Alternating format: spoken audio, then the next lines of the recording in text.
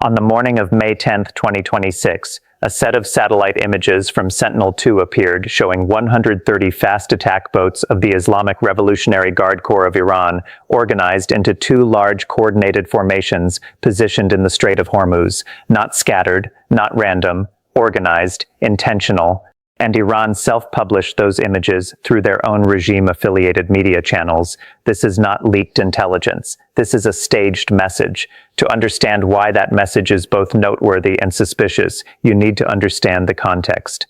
Since February 28, 2026, when the US and Israel launched an airstrike campaign on Iran and assassinated Supreme Leader Ali Khamenei, the Strait of Hormuz has been almost completely closed. More than 1,500 commercial ships stranded in the Persian Gulf, more than 20,000 sailors with no way out. 20% of global oil flow blocked at a strait less than 34 kilometers wide at its narrowest point, and the naval force controlling that strait has just lost more than 160 regular ships since February. That is exactly the question every analyst is asking this morning. 130 boats. Is that a declaration of strength, or the final move of a naval force that has been nearly wiped out, a regime fighting outside while suppressing protests inside, negotiating at the table in Islamabad while staging counter-protests to prove to its own people that it still controls the situation? CENTCOM did not stay silent on that image. They immediately released counter-images: F-16 Viper, F-A-18 Super Hornet, AH-64 Apache, all operating in Hormuz. And that's when you realize that what's happening here is no longer just a simple military conflict. This is a multi-layered war, operating simultaneously, on the water, in the air, in the information space, and inside Iran itself. Let's begin. Sentinel-2 satellite images confirm what intelligence analysts had suspected since the previous night. The entire formation of 130 IRGC fast attack boats had gathered around the area of Keshm Island and the Rock Islands, two familiar coastal strongholds of Iran's unconventional naval forces, then deployed simultaneously in the early morning into two large formations with clear coordination. Iran proactively released those images through its own regime-affiliated media channels. Tehran wants the world to see this, and they want the world to see it at this exact moment. On May 3rd, Admiral Brad Cooper, CENTCOM commander, personally climbed aboard an AH-64 Apache and flew over the Strait of Hormuz. That was not a routine inspection flight. That was a personal message from a four-star commander sent directly to Tehran.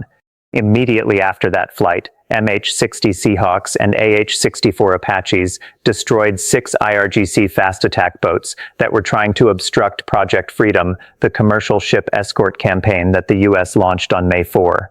Iran knows this clearly. They know how their 6 boats were eliminated, how quickly, and how easily. Yet 3 days later, they deployed 130 boats, and the situation continues to escalate.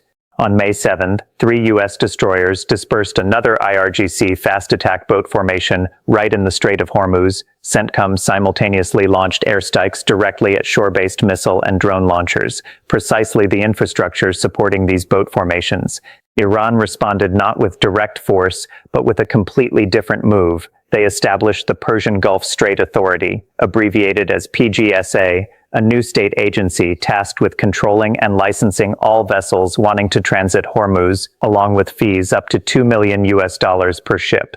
That is the scene as of the morning of May 10. And to understand why that picture has deeper meaning than what appears on the surface, we need to understand the doctrine behind it. Throughout the most tense days of this crisis, a flawed argument kept appearing repeatedly in Western commentary, that the Mosquito Fleet, the IRGC's fast attack boat formations, is Plan B, something Iran is forced to use after its regular navy was destroyed. That argument is wrong at its root. Iran did not begin building its fast attack boat doctrine in February this year. They started in 1987. On May 17, 1987, an Exocet missile fired from an Iraqi fighter jet pierced the hull of the U.S. Navy destroyer USS Stark patrolling in the Persian Gulf, killing 37 sailors. Not an aircraft carrier, not a fleet, a single missile, a single ship, and the whole world saw that a well-timed strike on a vulnerability could change the situation regardless of force disparity. Iran studied that lesson more carefully than anyone. They continued to learn from the Hanit ship incident in 2006, when Hezbollah forces, trained and equipped by Iran, used a C-802 missile to hit the Israeli corvette INS Hanit off the coast of Lebanon. The same type of missile is now mounted on variants in the 130 tugboat formation positioned in Hormuz this morning. This is not improvisation. This is a doctrine honed over 4 decades, continuously funded, and designed precisely for this scenario. The real question is not why Iran is using the Mosquito fleet, but why they went from 6 boats to 130 boats in just 1 week. The answer lies in the logic of swarm doctrine. 6 boats are not enough to trigger the saturation principle, the core principle of swarm tactics, which works by forcing point defense systems to handle more targets simultaneously than physically possible. A U.S. destroyer equipped with Phalanx CIWS and 5-inch guns has a real saturation threshold, and 130 boats approaching simultaneously from multiple directions is a calculation designed to hit exactly that threshold. The shift from 6 to 130 is not emotional escalation. It is a tactical adjustment after the IRGC observed 6 boats being destroyed so easily and drew the conclusion the scale was not yet sufficient for the doctrine to work properly. And while those boats are assembling offshore, Iran is simultaneously deploying a completely different type of weapon, the PGSA. The Persian Gulf Strait Authority is not an ordinary administrative agency. This is a calculated effort to turn a military action into legal reality before the negotiations in Islamabad can produce results. PGSA sends registration forms directly to global shipping companies, requiring declaration of ship name, cargo, port of origin, destination, and collects fees up to $2 million per transit. If the world accepts paying that fee, Iran has turned control of Hormuz into a de facto recognized practice. International maritime law experts affirm that PGSA blatantly violates UNCLOS. Hormuz is an international strait, and all ships have the right of innocent passage without permission or fees. But international law has no immediate enforcement mechanism, and Iran is betting on that gap. As for the technical specifications of the boats positioned in Hormuz, this is something that should not be underestimated. 60 to 75 feet long, diesel-powered, speeds of 50 to 60 knots, faster than any U.S. destroyer operating in the area.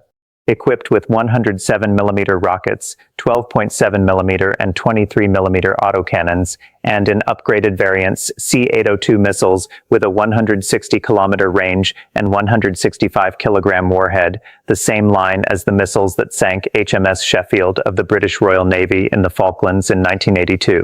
The IRGC has also just unveiled the Haydar 110 boat, a carbon fiber catamaran with a speed of 110 knots, the fastest among any military vessels currently operating in the world.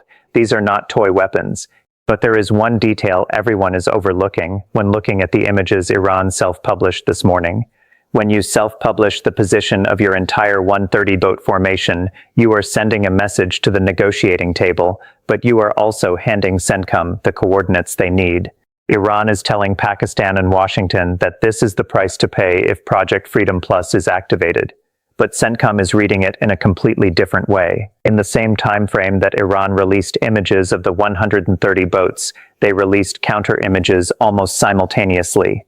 F-16 Vipers conducting strike sorties over Hormuz, FA-18 Super Hornets performing combat air patrol from carrier decks, AH-64 Apaches operating in the area. This is not the natural reflex of a bureaucratic military apparatus. This is an intentional information strategy, and we will return to its meaning later. But first, let's look at what is actually present at Hormuz, because the scale of U.S. forces in the area far exceeds what is reported in the headlines. In addition to F-16s and FA-18s on carrier decks, F-35Bs from the Marine Expeditionary Unit are performing short takeoffs and vertical landings from amphibious assault ships. No need for supercarriers, no need for long runways, capable of operating from nearly any sufficiently large surface platform. The 82nd Airborne Division is operating in the air, coordinating the intelligence, surveillance, and reconnaissance flow for all forces in the area. A total of 15,000 troops are in the immediate blockade zone, and that number is part of the overall 50,000 U.S. troops deployed across the entire CENTCOM area. Before the 130-boat formation appeared, The U.S. had used the GBU-72, a 5,000-pound bunker buster bomb, to destroy Iran's shore-based anti-ship missile launch facilities, precisely the positions from which the current boat formation is departing. And on May 7, 3 days before the Sentinel-2 image appeared, 3 U.S. destroyers dispersed an IRGC fast attack boat formation right in the heart of the Strait of Hormuz, while simultaneously conducting immediate airstrikes on shore-based missile and drone launchers. Not just hitting the boats and stopping, hitting the boats and simultaneously destroying the supporting infrastructure. That is the direct precedent for the 130-boat scenario. And in April 2026, DARPA and Northrop Grumman announced that the XRQ-73 Shepherd had completed its first flight at Edwards Air Force Base, a hybrid electric propulsion drone, flying wing design, weighing 1,200 pounds, with its acoustic signature reduced to nearly undetectable levels by sound. The next generation of ISR was already in the area before Iran even realized it existed. But to understand why this entire force, no matter how impressive on paper, is specifically designed to neutralize exactly the type of threat Iran is deploying this morning, you need to understand the layered architecture behind it, because this is not a random collection of weapon platforms. This is a deliberately designed system to defeat swarm doctrine from 4 different layers before the swarm has a chance to take effect. The first layer is ISR, intelligence, surveillance, and reconnaissance. E-2D Hawkeyes operating outside the range of Iranian air defenses, combined with RQ-4 Global Hawks flying at altitudes high enough to cover the entire Hormuz area and surrounding coastal regions, detecting, classifying, and tracking each of the 130 boats in real time. All that data is pumped into the Link 16 network, the tactical information sharing system that allows every pilot, every warship, every weapon system in the area to see the same situational picture at the same time without needing direct communication with each other. No information bottlenecks. No decision-making delays. And the XRQ-73 Shepherd adds to this layer an ISR capability that radar struggles to cover. The coastal areas where fast attack boats can hide in caves and small harbors until the final moment before launching. The second layer is electronic warfare, and this is the layer that many underestimate the most. The EA-18G Growler does not engage by firing missiles or dropping bombs. It engages by suppressing coastal radars and the IRGC's command and control C2 systems before the boat formation can receive coordinated attack orders. This is the step that severs the brain of the swarm before it can act. 130 fully armed fast attack boats are not as dangerous as half that number when they can communicate, coordinate, and approach from multiple directions simultaneously according to doctrine. When the communication systems are suppressed, those 130 boats become 130 individual targets without a coordinating brain. Proof of this layer's effectiveness comes from May 7 itself. CENTCOM did not just strike boats in the strait, they simultaneously conducted immediate airstrikes on shore-based launchers, meaning they were striking the infrastructure, striking the nervous system, not just the platforms. The third layer is sector division, and this is where real combat experience of the pilots creates a difference that no technical manual can fully describe. Before any of the 130 boats even leave the shore, the entire surface of Hormuz has been divided into distinct geographic sectors, and each pilot has been assigned a sector. No overlap, no need for continuous communication during combat. When a boat enters your sector, you handle it. No waiting for orders, no asking for confirmation. That assignment is made according to the capabilities of each weapon platform. F-35s with stealth radar and precision weapons target coastal command nodes and C-802 launchers before they can fire, because a C-802 missile in the air is many times more dangerous than a C-802 missile on the launcher. 15Es with heavy weapon loads handle high-density areas, capable of striking multiple boats in a single sortie. A-10 Warthogs with the 30mm GAU-8 Avenger cannon are the ideal platform for low-speed fiberglass-hulled boats. A burst from the GAU-8 is enough to penetrate and sink any boat in the formation, and the A-10 can do it repeatedly with high accuracy at low altitude. AH-64 Apaches with Hellfire missiles are the most flexible platform in the complex coastal environment, capable of operating under tree cover, among small islands, in areas where radar and fixed-wing aircraft struggle. MH-60 Seahawks handle close-range patrols and have already proven their specific effectiveness by destroying 6 boats on May 4, and the 82nd Airborne in the air coordinates the entire ISR flow to the right weapon platform at the right time. The fourth and final layer is fleet defense. Phalanx, CIWS, and 5-inch guns on the destroyers are the last line of intercept for any missiles or boats that get through the first 3 layers. This is the safety net, not the primary line of defense. Now look back at this entire architecture and ask the question Iran is facing this morning. Swarm doctrine operates on a single assumption, that the number of targets exceeds the processing capacity of the defense system at a single point at a single time. But this layered architecture has no single defense point to saturate. The ISR layer ensures no boat is invisible. The electronic warfare layer ensures the 130 boats cannot act as a unified entity. The sector division layer ensures every boat already has a weapon assigned to it before it leaves shore, and the fleet defense layer handles the rest. The entire saturation logic collapses not because the US has more weapons, but because this architecture is designed to turn a collective threat into 130 individual threats, and 130 individual threats is a problem with a solution. There is one more option that has not been spoken about publicly but is on the table, and that is why the GBU-72 is more important than any other weapon on this list. Instead of waiting for the 130 boats to head out to sea and then handling them one by one, the tactically optimal choice is to strike coastal command infrastructure before the formation receives launch orders. The GBU-72 has already done exactly that with shore-based anti-ship missile launchers previously. The same logic applies to the naval command nodes coordinating the 130-boat formation, and Iran knows this because they have seen the GBU-72 in action. And while that entire destructive architecture is waiting for activation orders, a name has appeared in intelligence analysis channels this morning: Brigadier General Mustafa Salami.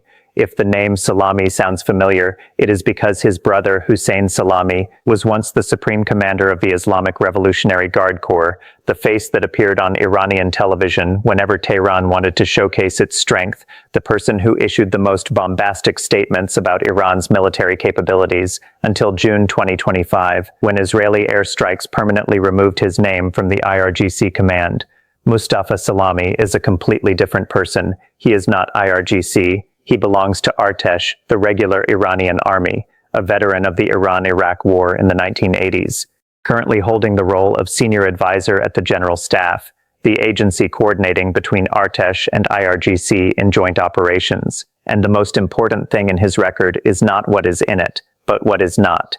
Almost no media footprint, no public statements, no official photos circulated widely, no propaganda role. That is the profile of someone doing real work, not someone performing for the camera.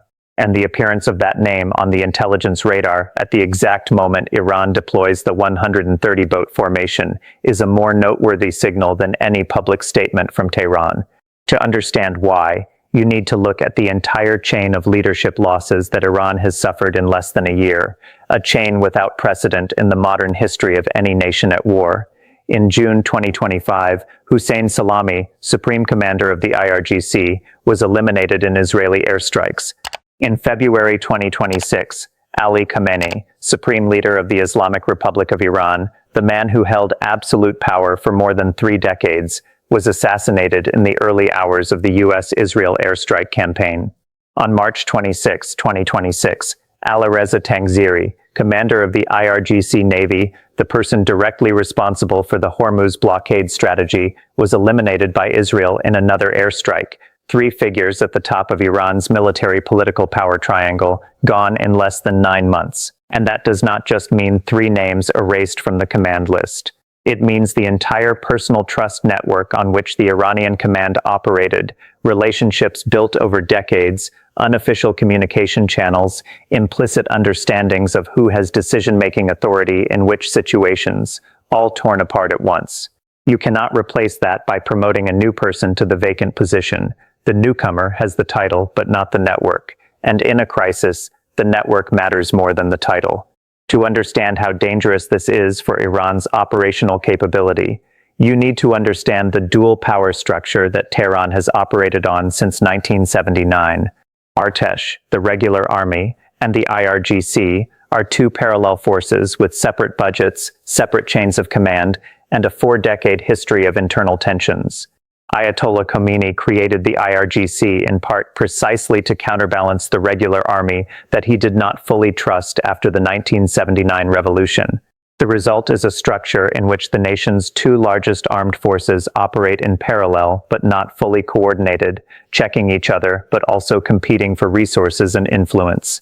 In peacetime, that tension can be managed. In a crisis, when the senior command of one of the two forces has just been wiped out in succession, the question of who is really giving orders becomes a matter of life and death, not just figuratively but literally. And above all those questions is Mojtaba Khamenei, the new supreme leader appointed in March 2026 to fill the power vacuum after his father's death. Since his appointment, he has not appeared publicly once. No speeches before crowds, no broadcast images. Only written statements released through the official Telegram account. President Pezeshkian confirmed he met directly with Khamenei for more than 2 hours, but where that meeting took place, under what security conditions, and whether that man is really making strategic decisions or just signing off on decisions prepared by others, all remain open questions. That is the context in which the name Mustafa Salami appears, and there are two completely different ways to read that appearance, and the answer you choose will determine how you assess the real capability of those 130 boats. The first reading. Iran is deliberately bridging Artesh and ERGC under a unified command in the crisis, and Mustafa Salami, with credibility in the regular army and family ties to the ERGC, is one of the rare people who can stand between the two forces without being suspected by both. This is a signal of a command trying to unify under pressure. The second reading, and the more concerning one for Tehran, the appearance of an Artesh officer in a coordinating role for an IRGC-led crisis is a signal that IRGC hardliners are gradually losing control to the more pragmatic regular army, thinking about the sustainability of the conflict. The answer to that question will determine the most important thing we do not yet know this morning: whether the 130 boats in the Hormuz formation are really receiving coordinated attack orders, or whether they are standing there as a bargaining chip, while inside Tehran people are debating who has the right to issue those orders. But the war that Iran is losing is not only happening on the waters of Hormuz or in the closed meeting rooms of the command, it is happening right inside their own territory, on every phone jammed from signal, in every store closed because there is no internet for payments, and on every street where the IRGC has to deploy troops to prevent its own citizens from taking to the streets. Since February 28, 2026, Iran has maintained the longest internet blackout in its history, more than 2 consecutive months, with no connection, millions of people losing income because all e-commerce transactions, online payments, and business communications have been completely cut off. The IRGC has deployed Starlink signal tracking systems and targeted any device that is turned on, not because Starlink is a military threat, but because each Starlink is a window to the outside world that the regime cannot control. And in early 2026, Tehran launched a program called Internet Pro, a privileged access system for the regime-affiliated class, officials, and their families, while the rest of the population continues to be cut off from the digital world. The Iranian people's reaction to Internet Pro has not been silence. It is widespread outrage, because nothing highlights the inequality of a regime more clearly than using access to information as a class privilege in wartime. Meanwhile, Iran's state media continues to broadcast messages about the unity of the government and the people in the face of an externally imposed war. And to counter the simmering population pressure beneath the surface, the regime organizes counter-protests, government-supported demonstrations staged and fed into state television as evidence of popular support. The context behind those counter-protests cannot be separated from what happened just a few months earlier. On December 28, 2025, the merchant class in Tehran took to the streets, not over abstract political reasons, but because of inflation over 40%, the collapse of the rial, and the economy disintegrating under the weight of sanctions, and the consequences of the 12-day conflict with Israel in June 2025. Within days, the wave of protests spread to all 31 provinces of Iran, all 31 provinces without exception, and according to leaked internal estimates from Iran's Ministry of Health, at least 30,000 people were killed in the first 48 hours of the crackdown. Local police forces were not capable of handling that scale. The regime had to deploy the IRGC to suppress its own citizens. That is the context you need to keep in mind when looking at the 130-boat formation this morning, because it answers an important question. How much of its real capacity is the IRGC actually using to coordinate the Mosquito fleet in Hormuz? One part of the force is in Hormuz. One part is maintaining internal control after the December protest wave. One part is protecting the remaining energy and military infrastructure after 2 months of airstrikes. This is real force strain, and it explains why Iran cannot maintain the 130-boat formation at maximum combat readiness while fully controlling the domestic situation, while maintaining the propaganda machine, while sitting at the negotiating table in Islamabad, all at the same time, with a command that has lost 3 senior figures in less than a year. But there is one more dimension to this war that does not appear in CENTCOM press releases and is also not in Iran state media statements, and that is what the U.S. intelligence community is doing in parallel with the public military campaigns. The CIA and U.S. intelligence agencies have significant capability to disrupt the IRGC's internal information networks, accelerate economic instability through covert financial channels, and target the financial networks the IRGC uses to fund its operations. Those tools do not require prior notice, do not need satellite images, and leave no public trace, but they are operating, and they are creating additional pressure on exactly the weak points we have just analyzed. And in that picture, CENTCOM's action of immediately releasing counter-images after every time Iran releases boat formation images takes on a completely different meaning. This is not the proud reflex of a military apparatus wanting to flex its muscles. This is an information strategy designed to reach 3 audiences at once. The Iranian people trying to bypass the internet blackout with Starlink to find out what is really happening to their country. Regional allies in the Persian Gulf watching and assessing whether the U.S. has the resolve and capability to protect them, and global financial markets pricing Hormuz risk in real time, where every released image of an F-16 or Apache has a direct impact on oil prices and maritime insurance premiums. That message is not aimed at Tehran. Tehran already knows what the U.S. has. That message is aimed at everyone who is watching. And that leads to the most noteworthy signal from the Iranian side this week. Not the 130 boats, not the PGSA, not the state media statements, but the fact that the regime has to organize counter-protests to prove to the world that it still has the people's support. A government that truly has support does not need to stage evidence of that support. A government that has to organize demonstrations in support of itself is conveying the opposite of what it wants to communicate. That the narrative is fracturing, that the gap between what state media claims and what the people experience has grown large enough for the regime to feel the need to do something about it. This is not a sign of strength. This is a sign of a government that is losing on the information front right on its own territory and knows it. So where are we now, and how will what happens in the next 72 hours reshape this picture? There are 3 scenarios on the table, and each leads to a completely different outcome. The first scenario is successful negotiations. Pakistan has been playing a mediating role since before the April Islamabad talks. That round failed but did not collapse entirely, and pressure from both sides is pushing toward a second round. If negotiations succeed, Iran could withdraw the 130-boat formation and present it domestically as a diplomatic victory. They forced the U.S. to the table, they demonstrated deterrent power, and they preserved their forces. But even in that best-case scenario, the PGSA still exists. Iran will not easily abandon a mechanism that can generate billions of dollars in revenue during reconstruction, and that will be the next point of contention at the negotiating table. The second scenario is controlled escalation. The U.S. does not wait for the 130 boats to head out to sea, but strikes directly at the command nodes and coastal infrastructure coordinating the formation, exactly the way the GBU-72 handled the anti-ship missile launchers before. The 130-boat formation is not destroyed, it is neutralized, becoming 130 scattered targets, without a coordinating brain, without the ability to execute the swarm doctrine it was designed to deploy. The third scenario is Project Freedom Plus. Trump reactivates the escort campaign, combined with preemptive airstrikes on the entire formation, and the full four-layer kill chain we just described is activated simultaneously.